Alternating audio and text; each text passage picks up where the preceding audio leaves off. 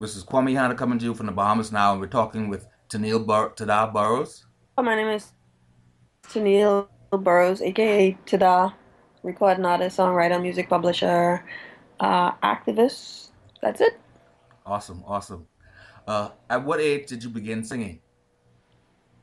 Well, my dad used to sing and play songs with his guitar, and he used to lead the songs in church and stuff. So he would sing, and I'd back him up. Probably since I have recordings singing with him since I was about 4, and my sister and my mom, all of them sing. So really young, and I think the first time we ever sang on stage with him, I was probably 4.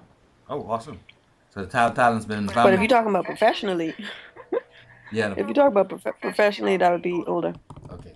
Professionally, what age did you start? Well, I used to sing in school, choirs, and then there was some groups at BFM, like this group called Girls with a Vision that I was a part of in 1996. Right. Then in 97, I joined this group called Supernatural, which was a hip hop trio with Double Six, Raymond Eneas, and Steph and the Preacher Man Moss. It later went on to be replaced. Preacher Man was later replaced by LeVard Manifest Parks, the late LeVard Manifest Parks. That's awesome. That's awesome. So is music a full-time career for you? In a sense, like 2005 or so, I started doing jingle production and had a company that focused on recording, musical ads for companies in the Bahamas, and then a couple of them we got internationally as well. With the Better in the Bahamas ad that aired throughout a number of different regions in the States. Performing, recording, writing. It's kind of like, I guess it is full time in a sense, but at some points I also did enter marketing jobs and things like that. Also freelance work in the film industry, film and television industry. Oh, that's awesome. Awesome. So, do you prefer a specific genre of music or over any other genre? Now that's always a tough question for me because I really like a lot of different genres. I think it depends on your personality, what genre of music you would kind of tend to cling to. I think for me, because I have more of a multifaceted character, I think that a lot of times I'm pretty mellow, so I like easy listening, softer. Sometimes it depends on the mood I'm in. Sometimes I like to listen to classical to be calm or just to be peaceful or get into that zone. And then sometimes when I want to exercise or get hype or get crunk or motivate myself, I want to listen to dancehall or hip hop or something. It just really depends on what I want to feel at any given Right. time, which music or genre I would decide to tune into. I guess certain genres I don't really love as much as the others. Like, I guess country, definitely death and heavy metal. I'm not really on that type Right. of run, but anything from classical, easy listening, soft rock, reggae, jazz, Africana. I like a lot of different styles. Hip hop. Yeah. You definitely have a diverse and good musical taste. How many albums do you have under your belt, and which one is your favorite? All right, so in terms of solo projects, in 1999, I released Sang to Groove, which was an inspirational album of different genres. In 2006, I released F5, which is a mix of styles. In 2009, I released I'm That Girl, which was more like ballads and a little bit of electronic. And in 2013, December, I released Element, which was exclusively online, iTunes, Amazon, Google Play, etc., which was a mix of electronic, reggae, lovers rock, hip hop, R&B, and pop. Awesome, awesome. Do you consider your lyrics poetry? Poetry. No, I'm not that big a fan of poetry, to be honest. Like, there's some poetry that's really hard hitting. Like, I'm a fan of someone like Michael Smith, Right. Michael Obadiah Smith. He does really interesting, hard-hitting, edgy poetry. But my lyrics, no, I don't consider them poetry unless it's kind of like a ballad or a love song or something really. I don't know. I guess I maybe even though I don't consider it poetry, it still might be considered by other people. Right. But I don't tend to think of it like that. And I don't even really think of myself as like how you'd have a traditional writer who writes poetry or novels or journals or news stories. I don't even really consider songwriting exactly that for some reason. I don't know why. Okay. All right. What do you have a song, a specific song that you consider to be that you're most proud of, or There are a couple songs that I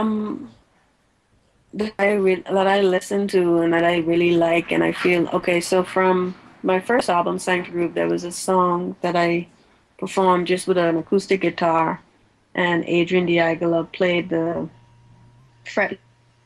It's called Someday Again, and it was pretty much an ode to my grandmother that had passed away when I was 10 years old. But I wrote the song at 18, and it's very like moody, and I guess I could sing a little part of it just so you get the vibe because it was really different. It was totally different than all other songs on the album. right? So the first verse goes something like, didn't know that you'd be gone when I awoke one morning dawn. But if I did, I would have told you that I love you. And then the chorus goes, someday again we will be together. That kind of thing. Yeah. And it's morning time here, so That's my a, voice is croaky. that's But it was so, kind so of just like one of those moody, laid back type vibes that I told you I pretty much probably like the most. yeah. I love the melody. Love the melody. And then other than that, from the F5 album, the most popular song, I guess my most popular song so far in the Bahamas would be Footprints in the Sand. And that was on the F5 album. That was like a culture reggae type vibe, which is again totally different than the first one. Look at the footprints in the sand. You think you walk alone, but he's holding your. Let go and you still stand, you still stand, you still stand. And from the I'm That Girl album, I think I have one from each album. All right. From I'm That Girl album, Murmuring was the song that I really liked. And I have to shout out to Shanti Productions, Jermaine, and Michael Hoyt, and Jermaine. They did the rhythm for the Footprints in the Sand. And Vamp did the track for Murmuring, and Ronald O2 Sutherland was the recording engineer, producer on that song. So Murmuring is my favorite song from the I'm That Girl album, and it goes like this, I think I need a remedy. I'm lovesick and it's taking over me. I don't even remember the words, but the chorus goes, don't want a medicine of love, sick and loving it. When I think about you, baby, heart starts murmuring, heart starts murmuring, heart starts murmuring, heart starts murmuring, murmuring, murmuring. And it's kind of like, again, that laid back vibe. And then from my latest album, Element, I think there are two songs that I really like. That are very different again. One is Bomb Bomb, which was the music was done by DJ Chris. I co-produced that as well. Is a vocal interplay of the Bam Bam Billa song that Sister Nancy popularized, but it was written by Frederick Herbert. Herbert of the, I forget the name of the reggae group now. Anyway, you know that song Bam Bam Billa, Bam Oh yeah. Bam. Bata Bam Bam. So Bam Bam is like a remix of that. Don't be a silly woman with a bum bum. Born mighty good looking in your bum bum. Better get your act together where you come from. What a bum bum, where you think he come from? And then it's like, so that reggae vibe mixed with hip hop and like straight up Bahamian slang. Oh yeah. That comes smooth. That comes smooth. Thanks. And then my other one is the electronic song Weekend. And that was actually inspired by Saran. who's the host on Y98. She always said, "It says it's the weekend, baby." Oh, yeah. So Lacey said, you should do something that's really just fun and laid back. And I don't know, she really likes Saran's show. So I did a song called Weekend, and it's kind of hard to sing, I guess, without the electronic stuff because it's an electronic song. But Right. those are my four, You four or five favorites. you a strong library. A strong library. Yeah, boy, I don't even know how many songs by now. And then we ain't even talking about the Jingle Days. Jingle Days was, man, I so hungry now, what we could eat for lunch. I get tired of all that greasy food and junk. My belly growling and it driving me crazy. You know what? Hop in this car, cause we going straight to Subway. When you want a nice meal, something that's a real deal. Subway, eat fresh, and all that. And then I think my favorite all-time jingle was one that was co-produced. That one was by, the music was by Elton Johnson.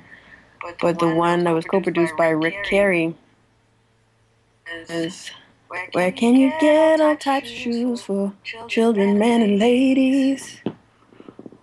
The shoe village. Don't worry. Shoe village one. We can clean that up here. Let me do that one over there. Let me do it lower. Where can all types of shoes for children, men, and ladies? Trusted brands you know and love for the whole family. The Shoe Village, shoes for all walks of life, with comfort and style. A place where the price is right. Quality footwear. Visit one of our stores today. Walk into the Shoe Village and step correct. The Shoe Village.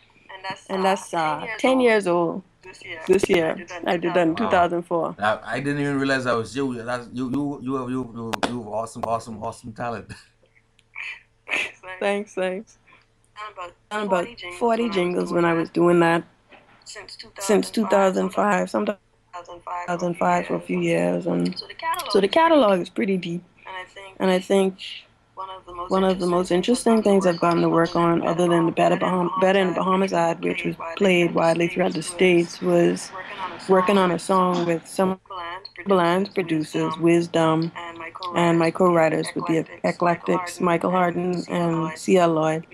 We did a song that ended up getting picked up by Extreme Music Library, and they, it's played so far on the SBN, the X Factor, in different TV shows. They would just play, parts of the songs for their cues, their music cues throughout different shows, and it continues to play. So that's fun, as well as a couple movies I've licensed music to, music supervised, music consulted, that sort of thing. That's awesome. That is awesome.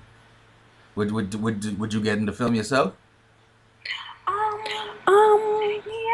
Yeah, I think, like I was telling you before, I freelance working behind the scenes in film production. I've worked in the art department. I've worked in extras casting. So I would say that I'm actually already in it to some degree. It's just not the main thing that I do. But I think film, television production, music production, all the creative arts have some sort of synergy to them. And I'm creative generally. So even when it comes to visual art, if I wanted to paint or draw or do sculpting, I could do it. So I don't really turn down anything to do with any sort of creative arts.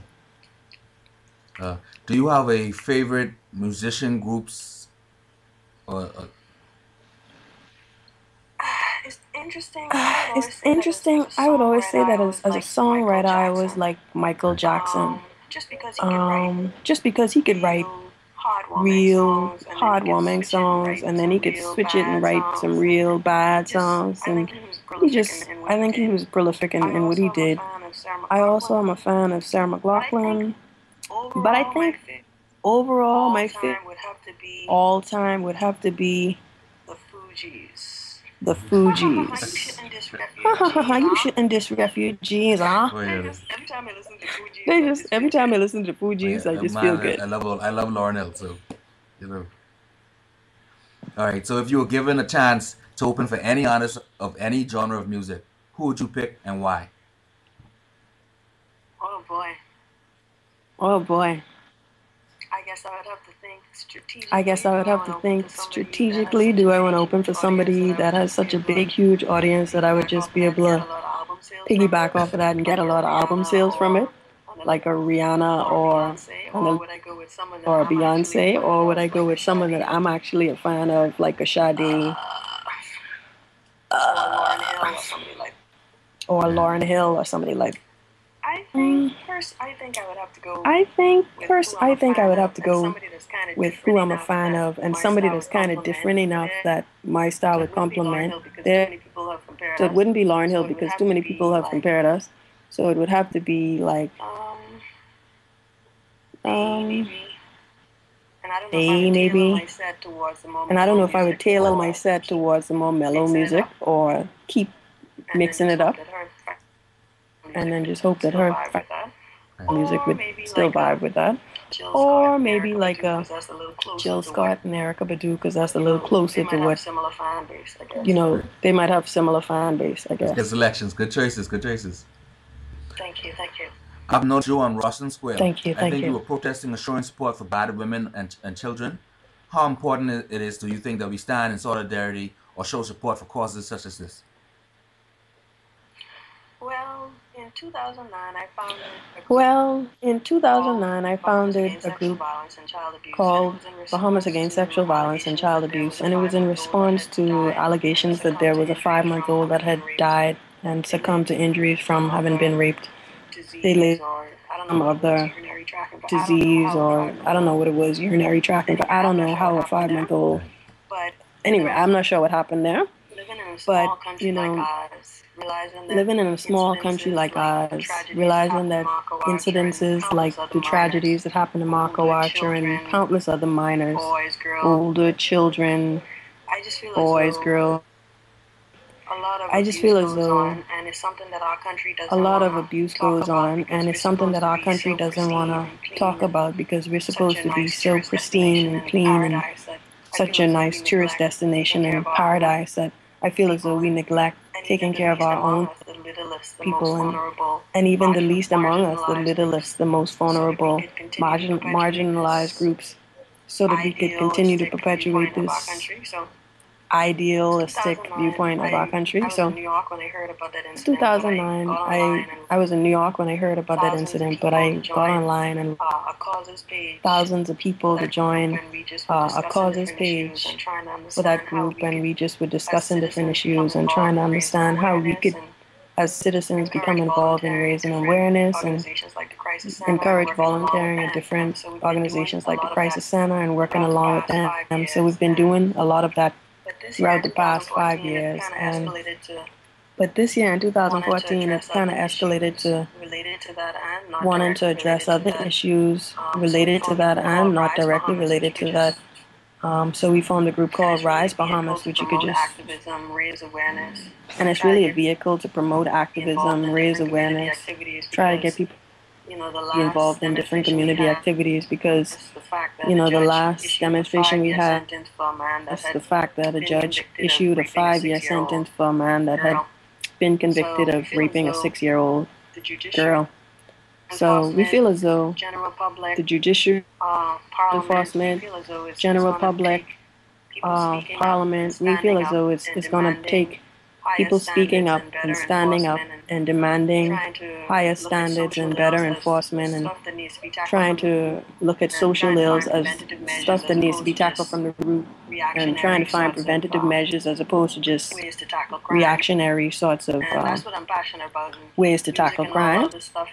And that's what I'm passionate about. And music and all the other stuff is always there, but these days I'm more of an activist, and that really drives me. That's awesome. That's good goals and good things to move towards and aspire to help deal with in this country. We really need more people like you, and you are truly an inspiration. Thanks. And today is December 5th. Thanks. And today is December 5th. And in the past 7 days, we've had 7 murders.